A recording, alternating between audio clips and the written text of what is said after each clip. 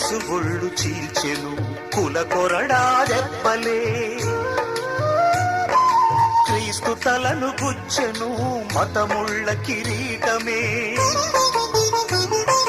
యేసు ఒళ్ళు చీల్చెను కుల కొరడా దెబ్బలే, క్రీస్తు తలను గుచ్చెను మతముళ్ళ కిరీటమే.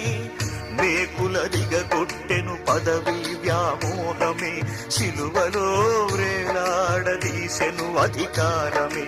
కులమా కళ్ళు పొడుచుకో, మతమా ఉరిపోసుకో, సిలువ సాక్షిగా యేసు సిలువను సిలువ మోయుచు ప్రకటించెదను. సిలువ సాక్షిగా యేసు సిలువను సిలువ మోయుచు ప్రకటించెదను.